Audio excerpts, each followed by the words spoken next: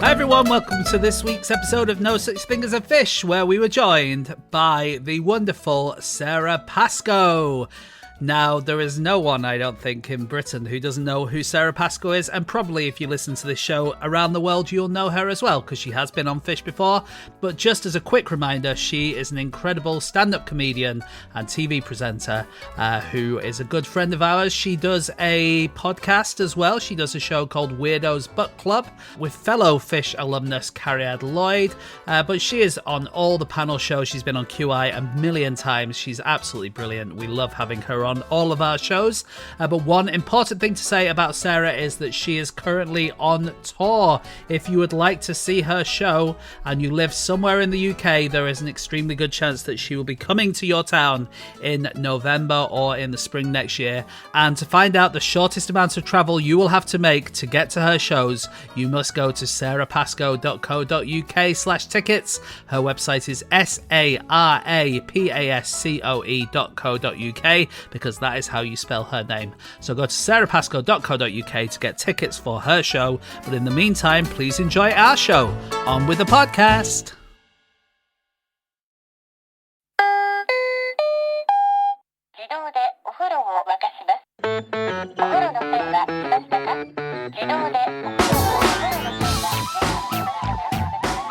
Hello and welcome to another episode of No Such Thing as a Fish, a weekly podcast coming to you from the QI offices in Holborn. My name is Dan Schreiber. I'm sitting here with James Harkin, Andrew Hunter-Murray, and Sara Pascoe. And once again, we have gathered around the microphones with our 4 favorite facts from the last 7 days. And in no particular order, here we go. Starting with fact number 1, and that is Sara.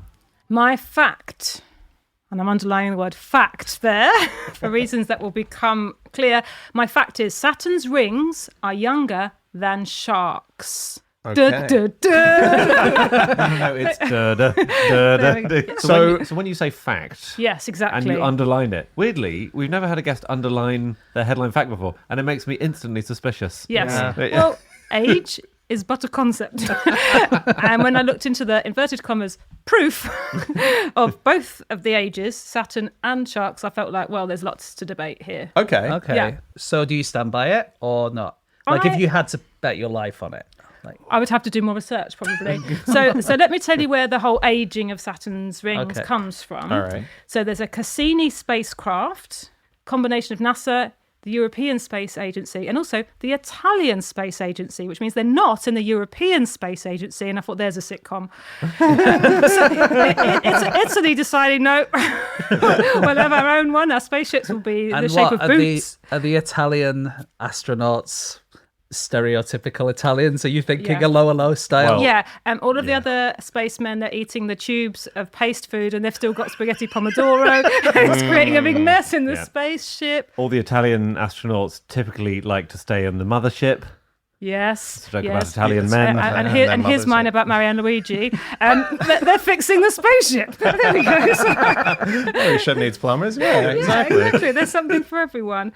So the Cassini spacecraft did analysis for a really long time of what the rings were composed of. They're mostly ice, and that ice is made of water, which then, of course, I had a question mark, what is other ice made of? They kept calling it water ice, but then I realised I'd gone too far off the fact. Okay. Come back. 1% of them is dust, and they've measured the rate of accumulation, how dusty they're getting, and then worked backwards from that 1% to say they can't be any older than 100 years, 100 million years, I should say, and they could be as new as 10 million years old. Wow. Okay. So that's from the amount of dust accumulation. The reason, and I'll sort of stress this straight away, that they could be a lot older is because they could be cleaning themselves, because there's a pull from the planet which takes a lot of debris away from it. So basically, when micrometeoroids hit the rings of Saturn, they are either vaporized or they're pulled towards Saturn's magnetic field, which would explain why there would be less dust there than you could completely just age it. All the dust that's ever been collected by Saturn's pull hasn't stayed in the rings, essentially, which is where aging them that way could be slightly contentious. Okay. And what about sharks? Okay, so sharks, they're claiming, I don't know what you've written down, that they are 450 million years old. Yes. Okay. Right, okay. And their evidence for this, some scales, no teeth, They've got some fossilized scales from 450 million years old, which they're saying is the earliest fossil of a shark-like creature, which is not a shark, is it? That's a shark-like creature. Okay. And then no teeth. So are we thinking a gummy shark? Like no teeth or shark? big scaly fish. Or a big scaly Which I know fish, is what a shark is in lots of ways. But hang on, Sarah, all Yeah. of this smacks of a woman who submitted a fact and then researched it. Yes. Yes, Your Honour. Okay, so What's the accusation there, Andy? I say that it- she did what we asked her to do? No, because some people, it's like their actual passion. Is that what you mean? No. Some people are like, I wrote a book about the rings. It's funny of how Saturn. honest you are. I just like it because like a lesser researcher might have just said, "Yeah, I'll just sort of fudge that." I would have done that. Yeah, and then I would have stuck gone in by and it. said, so the fact is that the rings are this old and sharks are this old. Yep. And one's Yeah. younger than Yes. the other, and that's it. No, actually, what I did write down was that Cassini spacecraft, born on the 15th of October 1997, so it's a Libra. Oh, Yeah, that is good. Getting my astrology and astronomy all in the same, Very nice. all in the same explanation. So sharks have survived the Five, five, yes, the five amazing. known mass extinctions that we've had on this planet. Are they involved somehow? It does seem suspicious. Yeah. Always there. Yeah. I think it was after the first mass extinction that teeth suddenly became a part of their life. Yeah. Although the jaws were different in those earlier creatures. Yeah. Yeah. Because Yeah. now they have jaws that open really widely, which means they can swim faster and they can eat prey bigger than themselves. So that's exciting, but that's much more recent. We're talking 150 million years ago. Okay. With those recognizable actual sharks. And like 10 million to 100 million with the rings of Saturn, Yeah. what are you saying is the closer scale than 400 plus Okay, so million? here's the Scales, very good. timeline I wrote down.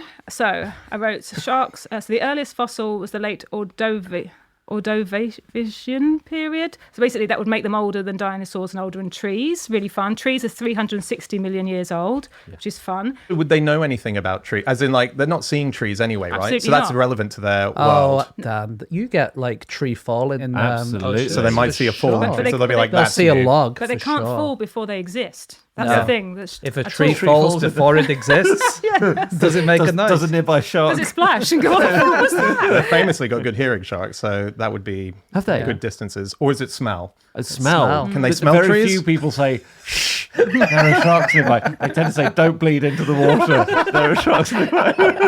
So we've got a mass extinction event in the Permian period. That's 252 million years ago, or around then. That 96% of marine life was wiped out. So we had bigger sharks, and there is fossil records, just teeth of these massive sharks. Now you're saying just teeth. Earlier on, it was like, oh, they don't even Exactly. have teeth. How suspicious is this? I forgot Pascoe's casebook. You always find crimes and then investigate them on this show. Do you know why they keep surviving all of these mass extinctions? It's really interesting. It's because they're so varied as a class of creatures. Yeah. So you get sharks that live on the bottom, you get sharks that live in the main water column, higher up in The the tops. ocean. You get small sharks, you get big sharks, you get sharks that are, some sharks are even mostly vegetarian. Yeah. You get just sharks of every different kind. Right. And that's why always a few of them will fit through the keyhole of whatever life survives the mass extinction Which is event. amazing, isn't it? Yeah. So I did go down. One of my tangents was the Greenland shark, Yeah. which which grows incredibly slowly, which is a really good example of what you're describing. They don't become sexually active until they're over 100, Yeah. which is Well, really inspiring. Here's a fact. But here's an amazing thing about them. It's been estimated that they can live probably up to 500 years. There's one that's been found that definitely is around 400 years old. Yeah. Now, the rings of Saturn, the first observation through a telescope was Galileo in 1610. Yeah. Arguably, there is a Greenland shark out there alive that was born before Galileo first looked at them Yeah. through a telescope. I thought you were going to say that could have seen the rings of Saturn through that telescope. Unless it fell Come into on. the water. Unless Yeah. they could hear it, I don't think that's going to happen, Andy. But it's amazing, That's isn't mad. it? That Yeah. potentially, there's one out there that was, yeah. We've got off the topic. Sharks. Yeah. Yeah. Give us a shark, Dan. Favourite shark. I'll tell you mine. Yeah, okay. Wow. let's guess. I'm going to guess hammerhead. No. James. Yeah. Hammerhead. No, I do like hammerheads. They're really Yeah, good. they They're are the cool. youngest species, apparently, the newest Are they? one. Yeah. Really? Well, I Latest found another release. one that's been quite new. I think it's maybe not quite as new as hammerheads, but the walking sharks that you get off the coast of Australia. And they live on the bottom. They're one of Andy's bottom bottoms, sharks. yeah. But they walk on their Andy's fins. Bottom Sharks is my Channel 5 series of the future. But people who want to watch a show about animals are going to be very disappointed. It's very much an Urban Dictionary thing.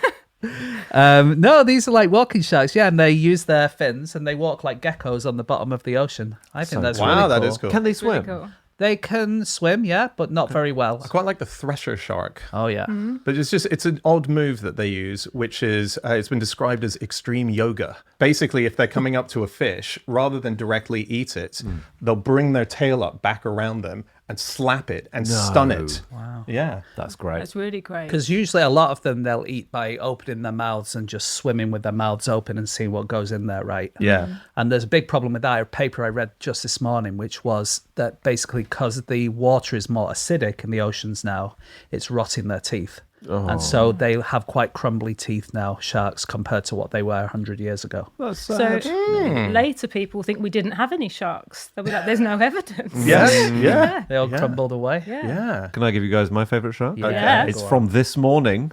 Well, the programme. Philip Schofield was a shark. No, this is a listener email from Alison Mollenkamp, who sent us an email this morning on the day we record this. Oh, yeah. Headlined, Ghost Shark Sex Teeth. Okay. This is crazy. And you opened it? Oh, yeah. It's be great for Andy's bottom sharks. Basically, there's a thing called a ghost shark. It's also known as a spotted ratfish. I suspect it prefers to go by ghost shark. I'll take the other name back. Yeah. What did you say first? Yeah. That's someone trying to push a cool nickname on themselves, right? Spotted ratfish. No, it's ghost shark, actually. Yeah, that's what they called me at university. So it's not a true shark, but it looks a lot like a shark, and it gets called it. So, and it's got a thing on its forehead called the tenaculum. It's got these tiny protrusions on it, and scientists have just today published a paper about what this thing is, and what it is this little thing sticking out of its head has these scales on it. It turns out they're not scales; they're actual teeth. They're literal teeth sticking out of its head, which it uses to grip onto the female during sex. Okay. It's got a head hand. It's got a head hand, Right. which it uses for sex grips. And it's just to hold does on the to her female fins. have one on her head to like hit the other I don't think guy's she one does. away? I She think has nothing, just a ponytail. I think she's got no... Yeah, and so one of the scientists responsible, Carly Cohen, said, this feature flips the long-standing assumption in evolutionary biology that teeth are strictly oral structures. And I thought that their skin was teeth as well, though. I thought the I think it's shaped like teeth. But all I those think the scales. teeth evolved from the skin. So Yeah. it was scales around the mouth got harder and harder. And Which seems to be the same as this other idea. It's just utilising... Oh, they're also good for this. Yeah. Imagine Sabrina Carpenter's album cover, because everyone was really sort of anti it and saying, it's been done before, we've moved past it. Imagine if it had been this ghost shark holding onto her She's hair. sort of on her knees with... but she's sort of being held by, looking up at her. But I think next album... Next one, that's true, actually. Or maybe Chapel Roan. I'm still imagining your TV programme. I've imagined lots of the dancers at the beginning, because it's got this like Eurotrash feel. And they've all got like big shark heads, and then they're all wearing chaps. So that when they turn around, you can just see their bottoms. Do you remember that Super Bowl when they had the dancing sharks? Yes. Like that, but a bit sexier. Yeah, Okay. with chaps on. And is it just me enjoying these dances? And you speak to camera at the beginning like, hi, I'm Andy, and here every week is Shark Week. And then it's just like a bouncy castle and stuff like that. I'll do it. Yeah. I will take that job.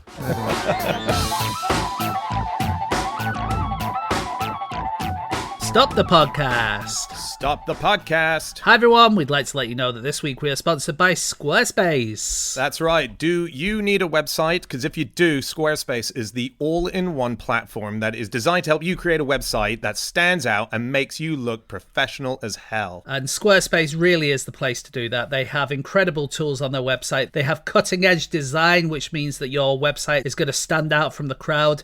They have donations. So that means if you want to fundraise directly on your website, you can get people to support your cause. And they have videos. It makes it very easy to showcase your expertise and put your videos online if people are putting videos online. But I don't suppose that's a thing, is it? No, that was more in the early 2000s. But honestly, this is the place to go to. It makes everything super easy. You can do it all on your own. And so if you want to do this, good news, we got a deal for you. You can go to squarespace.com/NSTAAF and you will get a free trial. And then when you're ready to launch, use that offer code NSTAAF and you will save 10% off your first purchase of a website or a domain. And here's a good way to remember it. NSTAAF is also the initials of No Such Thing as a Fish. Amazing. So if you go to squarespace.com/NSTAAF, you can get 10% off your first purchase of a website or domain using the code NSTAAF. What a coincidence. What a coincidence. Okay, listen, enough of us. Back to the show. On with the podcast. Stop the podcast. Stop the podcast. Hey everyone, this week's episode of Fish is sponsored by ExpressVPN. That's right. Using your internet without a VPN is like going to the bathroom without closing the door. Mate, I've apologized for doing that. You seem to keep bringing it up. Yeah, ExpressVPN's basically like having tinted windows on your internet. Absolutely. It reroutes 100% of your traffic through secure encrypted servers, so your ISP can't see your browsing history. But the good thing about ExpressVPN is not only does it hide your IP address, it's really easy to use. It works on all devices. So phones, laptops, tablets, all sorts of things. Yeah, that's right. So it's really worth getting if you feel like you want to make sure you just got that little extra feeling of security while you're online. It absolutely does the job. And you can get yourself a special deal if you do it via us. Go to expressvpn.com/fish. That's expressvpn.com/fish. And you can find out there how you can get 4 months extra free. That's absolutely right. We all use VPNs, and you could get a VPN too by going to expressvpn.com/fish to get your 4 extra months. Okay, on with the podcast. On with the show. Okay, it is time for fact number 2, and that is my fact. My fact this week is that because he didn't like the name of the novel that he was adapting into a movie, director Ridley Scott bought the film rights to a William Burroughs novel called Blade Runner just so he could steal that title instead. Amazing. Brilliant. Yeah, really good. It's quite fascinating. So I've just read Do Androids Dream of Electric Sheep, which is a book by Philip K. Dick. And it's a great title. It's a great title. It's a solid What is wrong with that commercial title for a movie.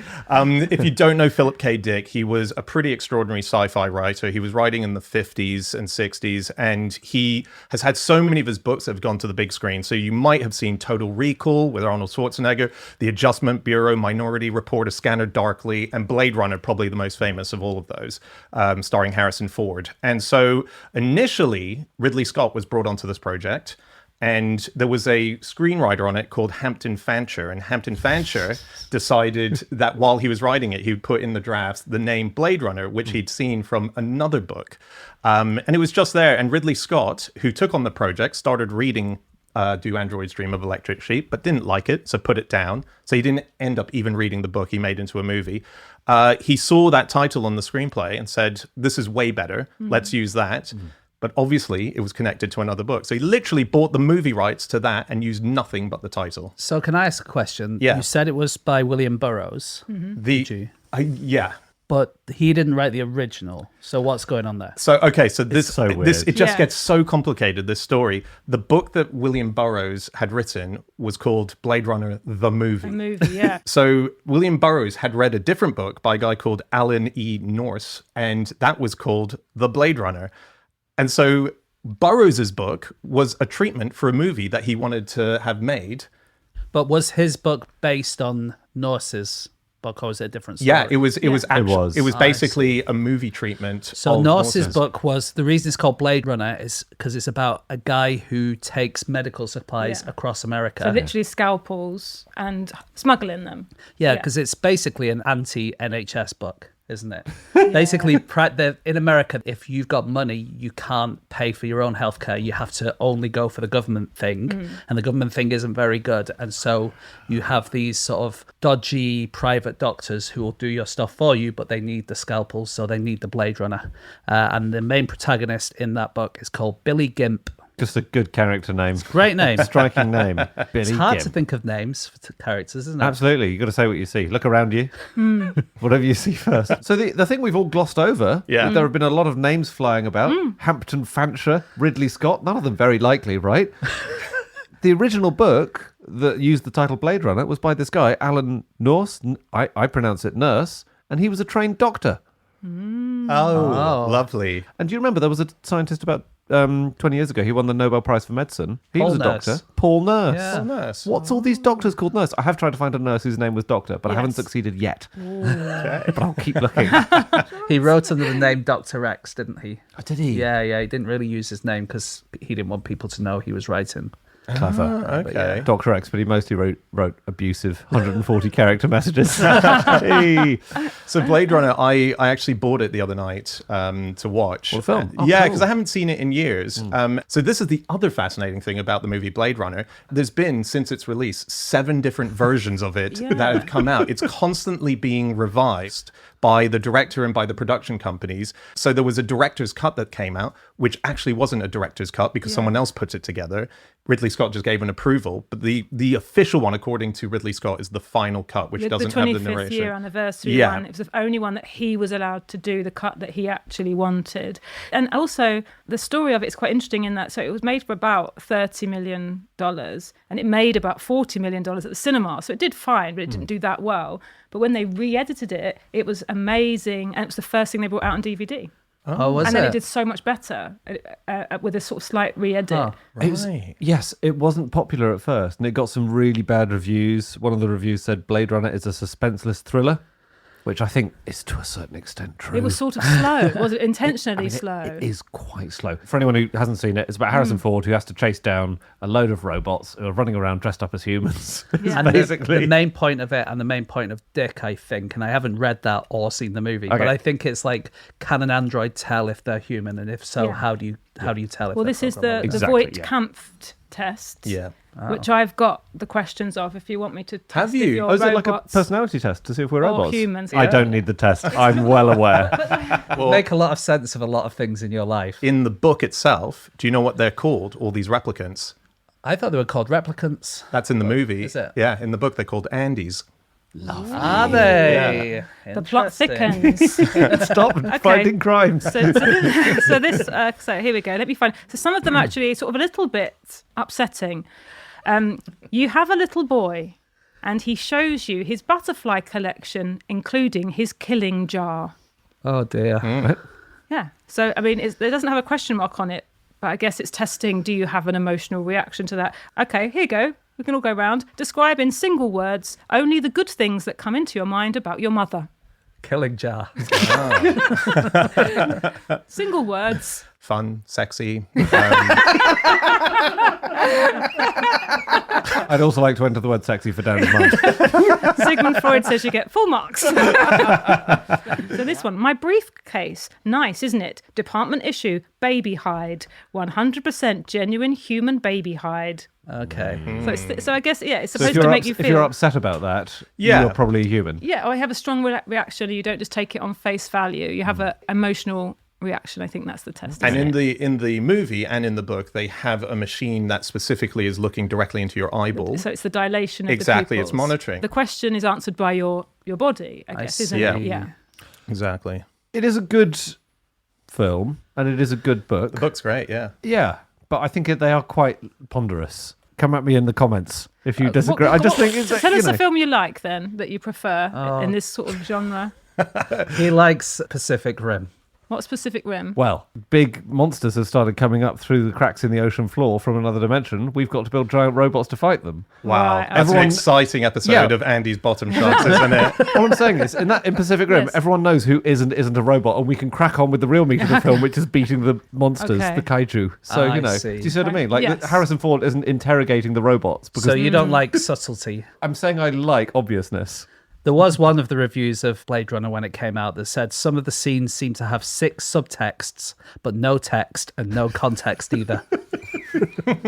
Wow. So I think it's so interesting because the questions that they were asking then about what are the capabilities of these machines that are working alongside us are the questions that we are continuing to ask. Yeah. The only thing that's changed is the technology. We're Yeah. still asking those same things, aren't we? Well, it's really, when I read it, it's incredibly poignant for what's going on right now in the world of AI. Like, it's extraordinary. I guess that's the thing of a good sci-fi writer like Philip K. Dick. It's looking forward and seeing the problems we might run into. But it's also worth saying the book is incredibly different from the movies. Yeah. There's an idea that you're asking the question, is Harrison Ford a replicant himself? Yeah. Harrison Ford said he wasn't. Ridley Scott said he was. So we don't even know from the filmmaker's side which one is which. Which one of those two people wrote the... Neither. Yeah. We need to ask the person who wrote the Yes, script. exactly. Call Hampton Fancher. Quite clearly a robot panicking and trying to think of a human name. Have you guys seen the movie Taking Tiger Mountain? No, what happens in I that? don't think so. What happens in that is what happens in the Blade Runner, the original book, because it eventually was adapted into a movie, and that was starring Bill Paxton. So the novel that William Burroughs wrote, Blade Runner brackets a movie, was off the back of the original Alan Nourse novel, Blade Runner. Yeah. And it was a pitch for it to be a screenplay, and then he realised it probably wasn't going to be adapted, so Burroughs turned his work into a novella. What that means is that he wrote the novel of the pitch of the film of the novel. Ooh. Interesting. And then Philip K. Dick was asked to write the novel of the movie Of Blade wow. Runner, yes. of the book that he wrote. Of his own book. Yeah, but he refused Brilliant. because he thought that if he did that, people would stop buying his book. Yeah, wouldn't Yeah. that have been amazing? It's so Yeah. weird. It's so strange. It's just I mean, this is probably the most confusing section we've ever done for an audience, trying to piece these together. We need a big wall chart, Yeah. don't we, with lines? Yeah. Even that movie that I just mentioned, Taking Tiger Mountain, which was the adaptation of the Blade Runner original book. Pre-Burroughs. Yeah. Yeah. There was a movie that was made, which was based on a art film by Albert Camus, his book called The Stranger. Yeah. They Yeah. filmed the whole thing, but they didn't do any dialogue for it because they thought they'd do that post. A new director came in, used all that stuff, but applied the Blade Runner No. to it. Guys, will you think of the editor, please, when you're saying these facts? It's so confusing. What's going to happen, James, is this section of the podcast, in years to come, there are going to be 7 or 8 different cuts of this section of the podcast. There'll be the Harkin cut, sure, but there'll be the Schreiber cut. But people quite often listen to podcasts to fall asleep. And this bit they'll think is their subconscious, chopping it into different pieces and making it confusing because they're not really listening properly. That sort of makes you think we must have enough stuff filmed by now that we can basically make anything new. Well, Let's just use our I existing think in stock. the future they're going to say, do you know the famous TV show Andy's Bottom Sharks Yeah. was actually based on a podcast? Yeah. and bizarrely, Andy, what you just said with having extra footage that we can just reuse, that actually happened for Blade Runner, the movie itself. Because in the final scenes, they used shots from The Shining that weren't used in the main movie. Yeah, and included it as sort of background shots.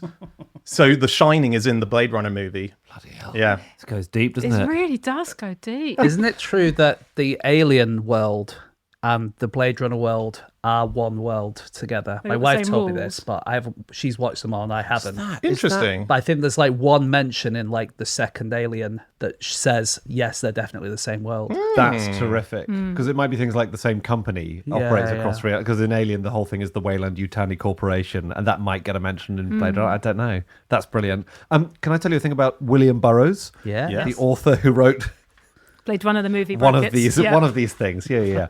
So he was a sort of Beat Generation writer, very interesting person. I didn't really know anything about him. The only thing I'd vaguely heard of, which is the awful thing in his life, which is that he and his wife once had taken a huge amount of drugs, and he tried to do a William Tell act, shooting something off her head, and he missed, and he shot her, and he killed her. That's his version. Yeah. He was a really strange guy. Oh, yeah. He was very eccentric. He was on huge numbers of drugs his whole life. He said that he could just stare at his shoes for 8 hours a day, and frequently did. But do you know how Burroughs had this lifestyle and was able to just sort of muck around? So where taking his drugs? money came from? Yeah. Rich parents. He got an allowance from his parents until he was nearly 50. Right. But the reason he got an allowance from his parents until he was nearly 50 is that his grandfather, William Seward Burroughs I, our William Burroughs was the second, he had invented the Burroughs adding machine. It was a calculator, And pretty much every Cool. business in America bought one of these adding machines. It was incredibly useful. Is it one of those ones that you see in old movies where they it's like a big calculator and they go ba ba ba ba ba ba ba, and then like Pretty much, and it paper prints comes out. out, It prints yeah, out a yeah. real, exactly. And it was one of the biggest American computing companies in the 50s and 60s. And what is this? It's a robot, a thinking machine, Oh, I see. and it's sort of allowed Yeah. Blade Runner to Yeah. right. Yeah. Yeah. Yeah. Okay. Yeah, sure. So Philip K. Dick took loads of drugs as well. Yeah. He was into all the same things, and apparently at the end of his life, he sort of saw like a rosy mist and all these kind of. Wow. Yeah. He in his final period of his life, it was in 1974, he saw a fish symbol, a necklace on a woman glow red, and he felt information suddenly just was transmitted to him, and he believed that it was from an alien species. Yeah. That's quite an potentially. excuse when you're staring at a woman's breast, isn't it? Sorry, there's information coming from your...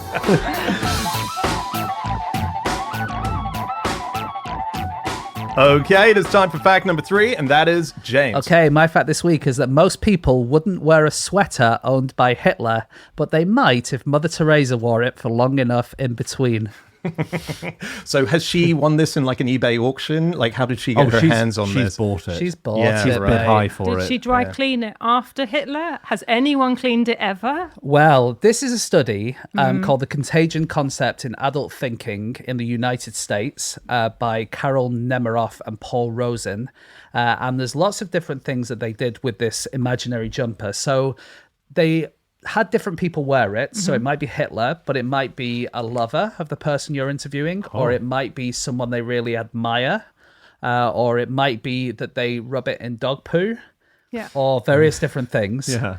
And then they try and ameliorate the effect by giving it to a nice person, or they might clean it with detergent or just with water, or boil it or deodorize it. This is all imaginary, this This jumper. is all made up. Okay. And did they ever show you a picture of the jumper? Yeah. Or have you imagined it? You imagine it. It's simply a question of, would you wear this jumper if this had happened to it? Right. And then they took all of the different results of what everyone said and then generalized to the entire world.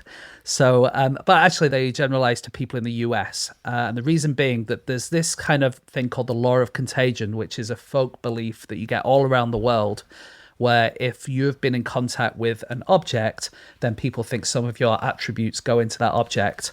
It happens in Papua New Guinea, it happens in Africa, it happens in medieval Europe, you get it quite a lot of. But this study was to see if it happened in the US as well. And what they found is, the basics is that people would not wear anything that was worn by Hitler, but they might wear it if someone good, like Mother Teresa, or someone sexy had worn it in between.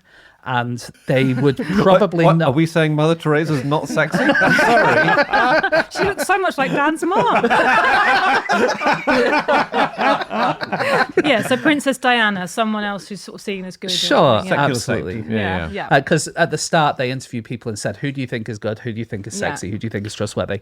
And with the sort of washing and stuff like that, basically if you wash it, or if you deodorize it, or if you air it out, people are slightly more likely to wear it. But if you boil it, then they're really more likely to do it. So really? Yeah. if you get Hitler's jumper and you give it a good old very hot wash, then people are more likely to wear it after that. Might Right. shrink though. Yeah, that- do we, definitely. If it's do we wool, know proper what? Is it wool? That's Yeah. because I did try to find evidence of any of Hitler's jumpers going up for auction. Oh, yeah. Yeah. He doesn't seem to have been a big jumper guy. No. There's very little. He was jacket, wasn't he? He was more jacket. Well, one of his jackets did. In 2016, there was a buyer who spent £600,000 at a single auction on Nazi memorabilia, including things like the brass canister that contained the hydrogen cyanide that Goering Really? killed himself with. I mean, quite Wow. abstruse Yes, stuff and quite yeah. gory stuff. But one of the things was £210,000 on Hitler's jacket. Right. And the buyer was a nameless man from Argentina who declined to give his name. That's a joke, isn't it? No, What? no. No. He said, I'm not going to tell you From my Argentina? name. I am from Argentina. Oh my goodness. I know. So we can only speculate. Yeah. Crikey. There was a thing. This guy Paul Rosen. Paul Rosen, yeah. Very interesting character because he's sort of known as the leading authority on disgustingness. He spends his life studying disgusting stuff, and he was saying if you were put off by the idea of Hitler, to what level would that bleed into your life? Because, for example, any glass of water that you drink in Europe will contain a few molecules that would have passed through Hitler. Yeah. And so if you found that out, does that put you off drinking? Like, to what level are you not wanting any association? And that's why I have my water shipped in. From Argentina. Yeah, no, you're right. I mean, did it? Sorry, just to ask. No, I think find out? no. I'm not sure that he's put that to the study yet. He was sort of talking about the extremes of where you could take the association with Hitler as a contagion. And this was done a few years ago, wasn't it? The study, James? 1994. Yeah. So, I mean, I don't know how Hitler's reputation has been in America over the last few years, but how fashion has changed. Yeah, fashion has Kim changed. Kardashian in a Hitler jumper. Everyone will want one. She'll be stretching that out. I'm sorry, but she and Adolf did not have the same characteristics. And so this is relevant in real life. It's not just an academic thing. So things like drinking water. So you mentioned the Hitler water thing, Dan. Yeah. So Hitler never went to Singapore, but Singapore, as far as I know, I mean, his allies got there. Never mind. The point is, Singapore purifies water from sewage water, right? Mm-hmm. And people drink it, and it's fine. I mean, it's absolutely fine, this water. It has been treated. It doesn't contain any contaminants, anything that could make you ill. It is clean water. But in lots of other places around the world, places which don't have like the space constraints of Singapore, people object massively to this. And it's to do with this contagion theory. So that is relevant to how we run our societies. They don't like the idea of it. It's the idea. I mean, the water effectively has been boiled. Yes, but our brains are just never going to keep up with something that high concept. Like, we're always going to add one and one together and go, that's the sewage. Yeah. Still. What if Hitler's jumper was turned into a scarf? Well, exactly. So they unravelled all the wool and made something different. Yeah. Well, does that make a big difference? It makes a little bit of a difference. So they asked people if it had been reknitted, gashed, unravelled, cut up and burned, would you wear it afterwards? And burning had the best effect, although it's not going to look good at burnt jumper, is it? Yeah. If it's reknitted, some people are more likely to a little bit, but burning and boiling seems to be, people will forgive any item of clothing if you do that. The area of this I found interesting in disgust is disgust and arousal. Okay. Did you look into that? No. No. Andy? Too busy living it. What? I don't know what that means. Well, it is really, really, really interesting in human psychology. So it's a bidirectional psychology. Okay. So the two things coexist, disgust and arousal. I knew about this because I had read, probably in Mary Roach's book Bonk, about the fact that when women are aroused, they will do things that they consider disgusting when they're unaroused. And that just makes such basic sense for evolution in that sexual... Well, but Sarah, do you mean like if I got my wife aroused and then I suddenly say, great, take the bins out? Well, this is what they do in tests because you can't... No, but this is the thing. So I don't know if your wife... There's a really good example because obviously in tests... so many times. It's cruel. So basically the really common sense thing is if you ask a woman, what do you think of the idea of this sexual act? And let's say something really quotidian like oral sex. Okay. That's quotidian? Sorry, go on. So very soberly, most people don't really like the idea of it, but when they're aroused, that goes out of the window. Right. And it only seems to happen with women. But I read 3 studies, and they're all university students, and I worry that that's because 22-year-old students are just disgusting anyway, like the men. So they're very difficult to study. But what they do, they make them watch arousing videos, and then they get them to do different tasks. And some of them are like, have a bite of that biscuit, and it's next to a living worm. And people who have watched a video, some soft-core erotica, are more likely to bite the biscuit and say that it didn't disgust them. Wow. It's amazing. And they're much more likely to touch what they're told is a bowl of used condoms if they've watched this sort of soft pornography than if they've watched a video of the Olympics. They just show them physical activity or sexual activity or obviously control group. Yeah. Right. And this is men or women or both? Both. But the results seem to be showing a lot more for women. It's giving me an idea for a restaurant. Oh? Doesn't matter how good the food is, but you just put porn on the TVs all the time. Yeah. And people will enjoy the food more. Yeah. Welcome to Andy's Bottom Feeders.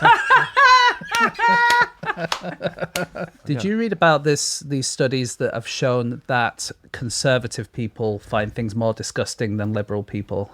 And it's to such an extent that if you put a a scanner on someone's head and you look at their brain, you can show them one single image of, say, some food with maggots in, and you can measure their brain activity, and you can tell with a 95 to 98% accuracy whether they would vote Conservative or Liberal. That's amazing. Yeah. There's lots of reasons why they think it might be the case. So obviously, we don't really know, but it's basically Conservatives are a bit more trusting of their natural reactions. And Liberals are more likely to do something called cognitive reappraisal, which is you see something disgusting, but then you think, well, actually, it's just natural that maggots eat food because they're animals as well. Right. You kind of think about it yourself and come up with reasons about it rather than just trusting your initial reaction. So can we run elections based on this? Like, do we need to bother with all the bits of paper and the booths? yeah. Well, can't we just all get our heads scanned and be told Lib Dem or whatever? Yeah. It's a great idea. like a sorting hat, but it's full of maggots. It's worth a try. We sorted it out. Yeah. We would have saved the government billions. One of us here is likelier to be disgusted than the rest of us. Ooh, who could it be? Is it, I love Tories. Is it me? is it someone from the north of England? It's not about being from the north of Right. England. Gender. It's not gender.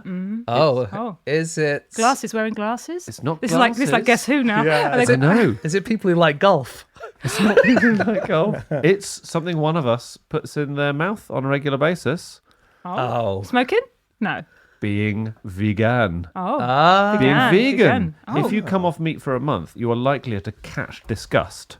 So the more people cut out meat during, say, they're doing veganuary, the more their meat disgust will grow. Oh, So I mean, it's actually not. I mean, because you've been a vegan for ages. Look, since Sarah, I was so, you know. I've been a vegetarian since I was 7. And I was talking to someone recently, and actually, when I speak to people who give up meat and come back to meat, they have such a different response. Because for me, it's like cannibalism. And obviously, I don't talk about this when they're eating their food, and it's just a personal. Actually, I don't say it out loud because it's not a moral judgment. Yeah. I do understand that people get to choose their own food, but for me, there's no difference between a beef burger and this is a human child. A man burger. Yeah, a man burger. Yeah. Yeah. Long pig, as they call it. Why are you saying it such a creepy way, Andy? I was trying to keep it If breezy. you listen to him, he does this all the time. Just a lot of these words come out very, very pig, creepy. as they say. I think cannibalism is creepy. I'm not afraid of saying that. So, Paul Rosen, I mean, he's done so many studies on this, and all of them are interesting. I find it's so fascinating what he's done. So here's a really interesting one. This is all about food, right? And this is, I think, from 1986, and he's just been doing this decades. He reported that most participants showed a preference for a normally shaped piece of fudge over fudge shaped like dog feces. Now, I would say so far so obvious, right? Many were far less willing to hold fake vomit made of rubber in their mouths than a clean new rubber sink stopper. Again, yeah. I know he's telling people it's clean. That's the thing. It's the association. You do. If you go to any tourist shop in England, you can buy poo-shaped candy. Yes. You? Yeah. I've had a version of this in my life where my son, he got really obsessed with the toilet brush. And so obviously there's two things we had to do. One is I had bought a brand new toilet brush for the toilet, and I bought him his own toilet brush, and it's from the same place. And no one's comfortable with him playing with it because it's a toilet brush, and it's never been used in the toilet until he did start using it in the toilet because he wants the reaction. But at the beginning it was just Christmas, and everyone was acting like I was weird. No, I get that completely. I understand. Yeah, but it's just a brush. The first ever Christmas tree was made out of toilet brushes and painted Was it? green. Yeah. So in a way, you were being very festive. Very Christmassy. Yeah. This year, everyone's getting one then. With a fun fact attached.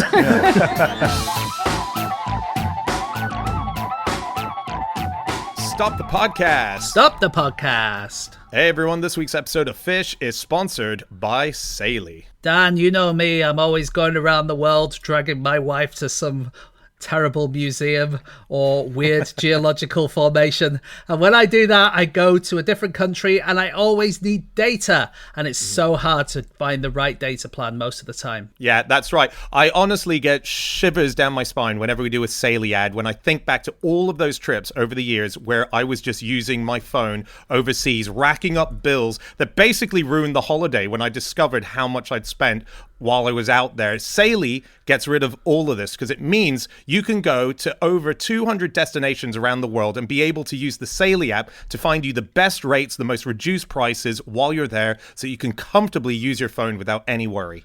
Over 200 destinations. I didn't even know there were that many destinations. So good news, Paulina. Plenty more obscure geological formations to go and see. Oh, no. Oh, I'm so sorry, Paulina. I'm so sorry. If you at home would like to get Saily, then the way to do that is to download the Saily app and use the code FISH at checkout. And if you do that, you'll get an exclusive 15% discount on your Saily eSIM data plans. That's right. So do it. It's essential. Download the Saily app now, and then when you're overseas, you will get the benefit of 15% discount off your Saily eSIM data plan. All right, on with the show. On with the podcast.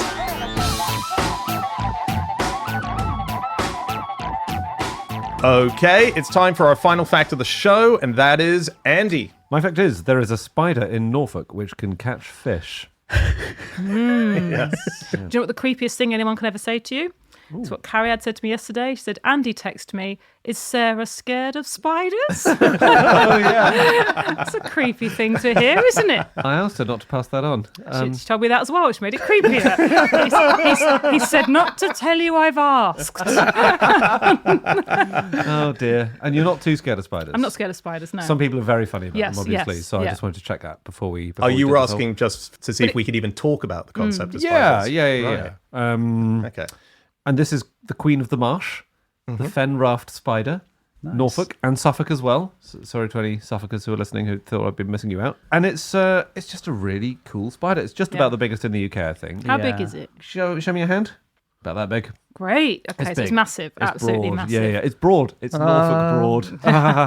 And it's another great story of reintroduction. They got down to a very, very few left. And then the people who live around there who are working conservation have restored their habitat a load and they've been breeding them up. And the RSPB recently announced not so incy wincy spider makes incredible comeback. And they're really cool. And they're not interested in your house. They don't like you. If you don't like spiders, don't worry. They're not coming for you. Yeah. Yeah. And they can basically sit on top of the water, which is the most fascinating thing if you watch a video of it. Fen raft spider. They are the raft. Yeah, it's extraordinary to It's do the it. hairs, isn't it, on the legs that allow them to do that, I Yeah. think. And that also helps them to feel vibration. So if a fish is going past, they can just feel the vibration on their little hairs and go... And they run across the water and eat they grab the fish. I mean, there's sticklebacks, obviously. It's not salmon or anything that they're catching, but they are. They're pretty cool. They're slightly big relative to the size of the spider itself, because the spider can go underwater as well. So it will go down on the branch of a vine or whatever that's going into the water. It will just hang out there. It can stay there for about an hour. And I've seen videos of, little creatures coming up and launching like a spider would and bringing it back in and consuming it. And they're close to the same size as the spider. Can we talk about Helen Smith? Yeah. Who's the heroine of this whole story of bringing these spiders back into the Norfolk Broads. So she hand-reared 3,000 baby fen raft spiders in her own kitchen. And these were the first ones that they put into the water. And eventually some other charities got involved and they eventually put 30,000 in. But she definitely started it. And she would line up every single one of these spiders in an individual test tube. Because if you put two of them in a test tube, they just eat each other. So they had to be all kept separate. And then she had to personally feed them flies for a full year so that they would grow big enough to let them go. 30,000 of them. The 3,000 she did. 3,000 And then still. eventually it was 30,000. Yeah. Wow. And she had to collect the flies herself because they eat like There's fruit flies. things I want to make fun of her a lot, but I'm also really scared of her. I think there's a kind of person you don't want to make an enemy of, someone with access to 3,000 spiders and with that kind of attention to detail. That's what you should have asked Carrie had to ask. Are you scared of Helen? Yeah, I'm really scared of Helen from Norfolk. She had to get these fruit flies, and apparently the best place to get them was from compost heaps or horse dung. And so she said... How aroused was she? Oh, She said she had spent a lot of time with a sweep net following ponies and waiting for them to poo just so that she could get the flies when they first arrived on the Fresh. poo. Isn't that mad? Good So you can Lord. imagine the neighbours, the people who didn't know what she was doing, all of her behaviour. Do you want to come in for a cup of tea? No. She's a hero. Yeah, what a don. So cool. And you now get spider tourism. People visit these nature reserves because their webs are, they are massive, and their webs are massive too. The webs are apparently the size of a normal pizza. Yeah. Okay. Wow. And then obviously when they give birth, there's thousands and thousands more. Oh, yeah. So little baby ones Yeah, right. in the sacks. They're really good mums. The female fen Which not all spiders are. Not all spiders are. Well, the female, she has an egg sac, Yeah. which is just a big bag of eggs, and she carries it around for 3 weeks in this bag. And if it gets too cold, she will lift the bag up towards the sun, and if it gets too hot, she will dunk it in the water to cool it down a bit. And she goes that whole time without eating because busy, and then she spins this nursery web, as it's called, the size of a pizza, and suspends that above water. And if you go to the Norfolk Broads to see these things, you can see these discs just off the path in the water, these nursery webs full of the spiderlings. But yeah, spiders. Well, these ones, just one more thing about these ones. They're one of only 2 spiders protected in UK law. Really? What's the other one? Yeah, the ladybird spider is the other one. It's the Wildlife and Countryside Act of 1981. So if you intentionally kill, injure, or take a raft spider, then you are guilty of an offence. And if you say that you're intending to sell one as well, that's illegal. On the dark web. Brilliant. Very good. Yeah. Very, very good. Other animals that you are not allowed to kill in the UK, the wart-biter grasshopper, the trembling sea mat, the slow worm, the glutinous snail, the small blue butterfly, and the large blue, basically any blue butterfly. That's why we can't do I'm a Celebrity, Get Me Out of Here in this country. Yes. We have to go to Australia where we could eat everything. Did you say the glutinous sea mat? No, I said the Shivering. glutinous snail. Snail. Oh, there was a sea mat There's in trembling or Trembling something. sea mat. there. Yeah. Trembling sea mat. That's an amazing... I've never heard of that. No. They live in the sea around the United Kingdom, and they're basically algal mats, I think. Trembling Like sea a mats. kind of knock-off SpongeBob SquarePants is what I'm hearing. Yeah, Yeah. I'll give you that. Are they just terrified the whole time? That's the trembling? They shouldn't be because they're protected. Yeah. I know it's rising sea levels, global warming. Yeah. And they were like, are we the only people that are worried? I think they're scared of Andy's bottom sharks. Just to bring that back again. You know that spiders can envenomate you after they've been squished. What? So this was a story from this year in California. There was a 37-year-old woman who went to the emergency room because her eye was all swollen and goopy and felt like it was burning. And apparently 20 minutes earlier, her husband had killed a western black widow spider with a hammer. It splattered in all directions and some of it went in her eye and she got envenomated. Oh my God. How closely was she looking at the spider before he hammered it? There's so much of that story that's horrible. Oh, He yeah. hammered a spider to death. It's an awful story. I think what I'm really saying is don't squash spiders. No. You know? Yeah. No, there's no need to. No, is there, they're our ever? friends. Yeah. Well, black widow spiders are not our friends. Ever. But they're still important to the ecosystem. Absolutely. Yeah. But so am I. I'd say human beings, there's too many of us. Yeah. Not you personally, but in terms of the ecosystem. No, that's fair. Spiders But if we're can going to take a few start with people out. anyone, Andy, we might as well, you know. I feel like I've had a good run. I always say to my daughter, whenever there's a spider, I'm like, spiders are our friends and they're really important. And I am actually terrified of spiders, so I don't Yeah. really believe it when I say it. I mean, I do believe it, but I'm like hiding my You own have to fear. show that you're not afraid, Yeah, which yeah. is tricky. Do you find that it helps you? That it's helping your response to spiders that you now can't? Maybe. You have to measure it. I suppose so. I can't show fear in front of my Yeah, daughter. because it's a reinforced fear. So Yeah. actually, I think it's really good for lots of people to when they have children to then temper it. And then you go, actually, I am less panicky about it. And if Okay. you have to be the person that puts it safely outside, you do No, realise. my wife does that. Oh, does she? Yeah, yeah. Really? But that's only because you're trying to arouse her. Did you two, Dan and James, did you get the photo I sent you recently, not long ago, of a big spider in a You mean the one we didn't reply to? Was it on? What was it on? It was a big spider. On email? No, it was WhatsApp. Oh yeah. I don't recall. How It big was- was it? It was big. It was a house spider, but In it was your a house? big one. It Yeah. was in my house. It was not only in my house, Sarah. It fell onto my naked shoulder as I sat in bed. Andy, I've got an experience very, very, very similar where I was once cancelling a dentist appointment and I could feel a little thing of hair in my face like this. And I was just brushing this hair off. This is why it was interesting what you were saying about the hairs balancing on the water. I was just brushing this hair off my face, so first thing in the morning. And then I pushed and then I heard it hit the floor.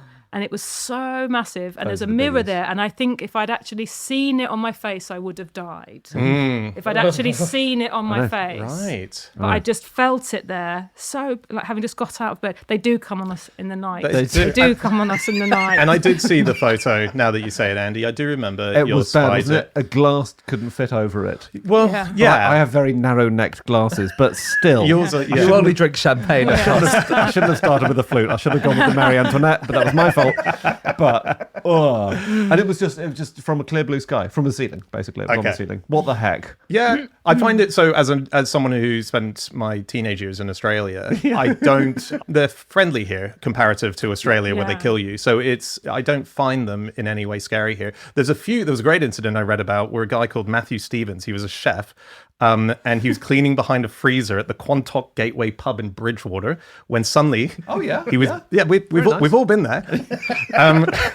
And he was bitten twice on his hand by what turned out to be a Brazilian wandering spider.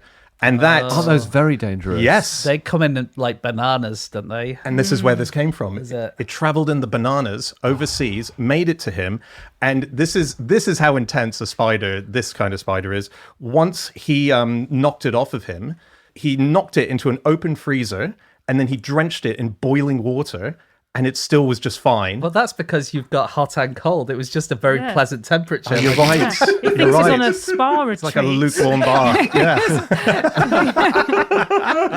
The spider's thinking, I will review the Quantocks well.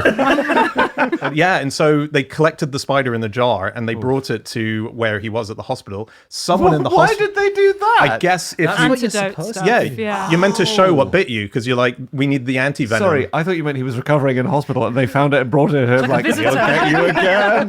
To worst- apologise. The worst is when I was attacked by a bear and I had to bring the bear into the hospital. So like, this is what I was attacked by. Yeah, but so they brought it in and it was in a jar, and then someone who worked in the hospital saw it and thought, I should put this back out and let it back loose out into the wild. Yeah. no. And they said we probably shouldn't worry because it was probably going to die a couple of days I after. think it wouldn't like it in Bridgewater. Yeah, exactly. The temperatures. Yeah. But yeah. Good grief. Should we have a positive spider fact? Yeah. Yes. Okay. As opposed to all this scary stuff. Some people think, and when I say people, I mean scientists, consider that a spider's web should be considered part of its mind. Okay. Right. Okay. That's weird, isn't it? So it's an externalization of, not of consciousness, but of thought? Is that Yeah. why? Well, because I guess the web, if it's as it far feels away the from, if movement, it feels so- the movement, therefore your brain is registering. Exactly. Right. And they have foresight, they have planning, they change their web structure based on how much they have left in their silk glands. So if they're running a bit low, they'll make a simpler web. So it's kind of an external brain in lots of ways. So it would be like antennae, going off what Dan said, in terms of, or, like animals where they can feel whether they're going into a space that's too small. Like there's an externalization of sense, isn't it? Like whiskers. Yeah, Yeah. whiskers. Oh, they'll do like market research on what's hitting their web and sticking. So if prey is hitting it and bouncing off, they'll rejig the web so it's got more sticky pads on it to catch more. great. Or if the local prey is a different size to what they're expecting, they'll change the web based on that. It's so cool. It's really good, isn't it? Yeah, they are good. Yeah, they're clever. The male Asian hermit spiders become better at fighting if you cut their penises off. Yeah. Are they, like, what, they're getting in the way, or what is it that's? No, so they're one of these spiders where after they've had sex, they usually remove their penises and keep it inside the female's reproductive tract, so yeah. no other male A can. plug, yeah. Yeah, as a plug. Oof. But they also It's really get. common in It's nature. not really common. In nature, yes, because it's one of the best ways of sperm competition. Yeah. But the other thing they do to make sure that their sperm is successful is they become very, very aggressive and they start fighting off any other spiders who come and try and mate with the female. And so that means if you just cut their penis off, then they still get all these hormones or whatever they are to make them really aggressive, and they'll just get really, really fighty. Yeah. What are you proposing? There's no proposal here. What are the ramifications to the British Army?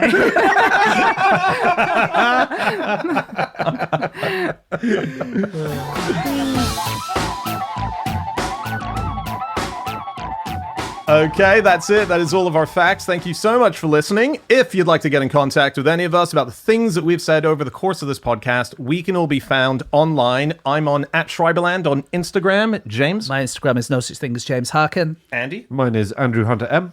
And Sarah? Sara Pascoe on Instagram. Yeah, and you're on tour now, yeah? Yes, I'm on tour until March 2026. If anyone would like to come, I'm going to put in some facts about spiders.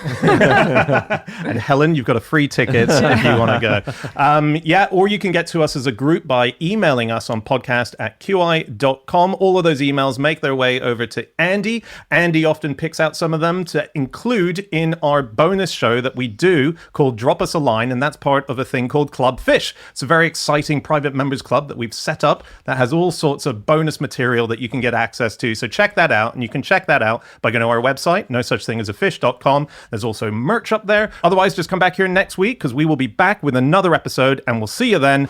Goodbye.